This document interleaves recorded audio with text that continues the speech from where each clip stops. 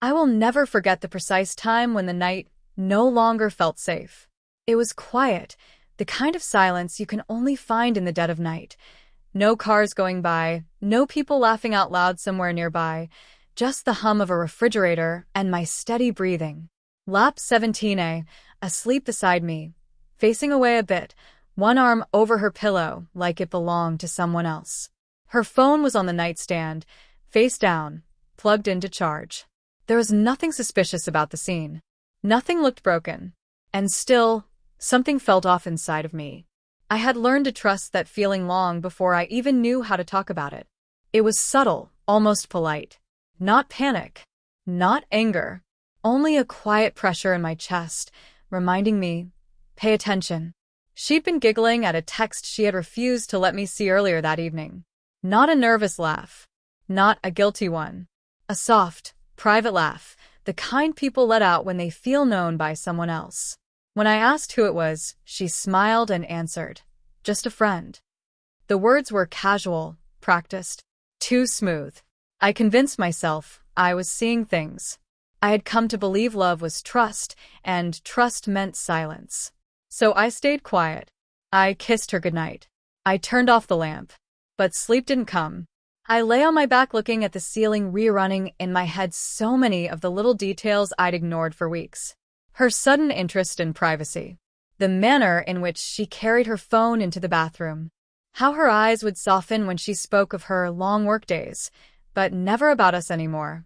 The way, if you took what she gave as listening, that she seemed never to hear me. I turned my face to look at her breathing. She was the woman I'd planned a life with. The woman who understood my fears, my quirks, how I liked my coffee in the morning, how I'd shut down when I felt rejected. The woman who used to touch my face and pledge honesty, no matter how painful. I never thought I'd doubt her. But doubt has a way of growing quietly, like mold behind the wall. You don't see it at first.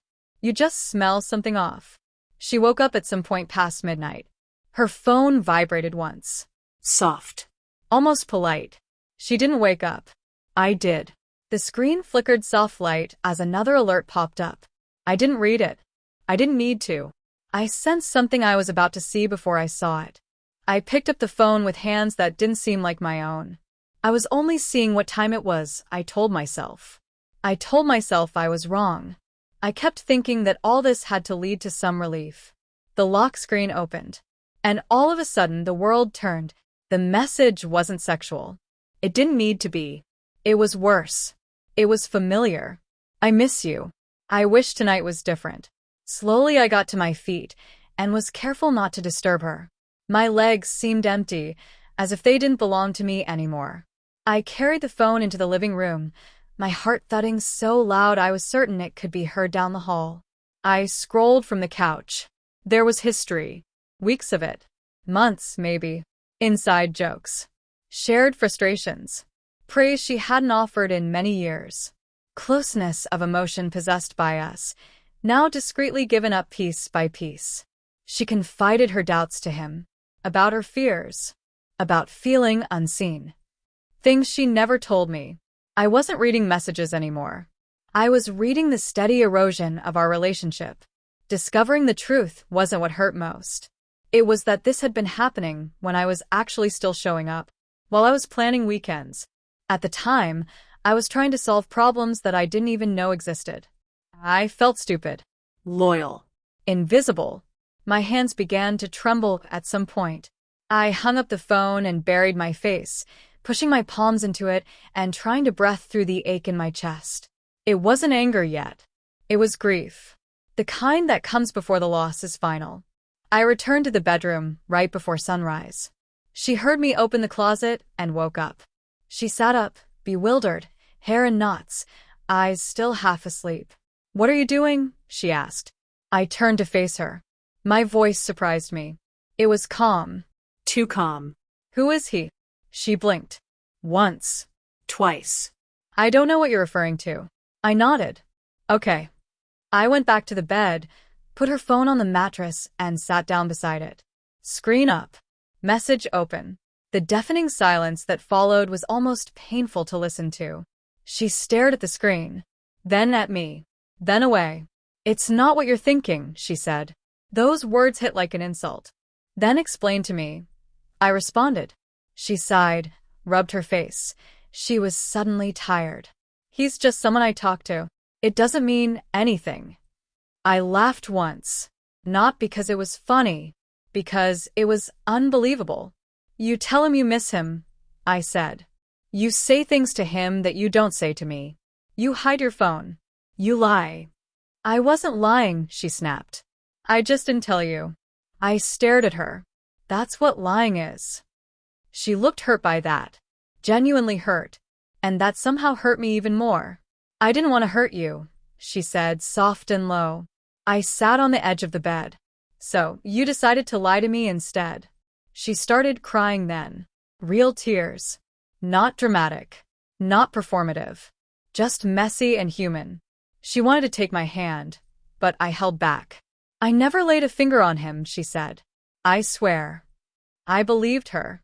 And then that was the hardest part, because, without a physical betrayal, something sacred had been defiled. Emotional honesty. Exclusivity. Trust. The knowledge that certain pieces of you are set aside for the person who chooses them. I was lonely, she said. I didn't feel close to you anymore. I wanted to scream. I wanted to ask her why she didn't come to me, why she'd been silent with me and voiced her vulnerability to someone else, why she had allowed me to think we were okay when all the while she'd been inching away. But I didn't. Instead, I asked what would prove to be the most relevant question. And did you ever intend to tell me? She hesitated. And that hesitation said everything to me. The night stretched on. We talked. We cried. We danced around the same explanations until they were drained of meaning. She apologized. I listened. But something in me had already changed. Love, I learned, doesn't shatter noisily. It falls slowly, in the lonely decisions no one sees. I didn't leave that morning. I left without fanfare. I didn't fling accusations like weapons. I stayed. I sat with the pain. I let myself feel it fully. But I got the sense that there was something more. The woman I'd loved was no longer the woman facing me. She was the version that I believed in, the one who took honesty, even when it was hard, the one who cared enough about us to protect it. And that version was gone. In the weeks that followed, we worked to mend what had been broken. She cut off contact. She became more present, more attentive. But something was missing. It's not like trust returns the moment someone asks for it. I was asking questions about things I never asked questions about before. Reading between lines. Listening for silence. Weighing affection as if it were delicate glass. I didn't want to be that guy. Several months later, I found myself looking at her across the dinner table one night and realizing I was still waiting for the truth to feel safe again. It never did. That night, when the love of my life had been lying to me all along, I discovered, changed more than just our relationship. It redefined love for me. I learned that loyalty isn't about sticking around. It's not letting anyone make you transparent unless they make you do it. I learned that emotional betrayal leaves bruises you can't point to. And I discovered that sometimes, to love someone deeply does not mean losing yourself in order to save them. We ended up drifting apart. Quietly. Respectfully. With sadness, not hatred. And while I don't regret loving her, I no longer romanticize what was. Because love based on lies is destined to collapse of its own weight. That night didn't just expose her lie. It revealed my strength. And that was the start of something truthful.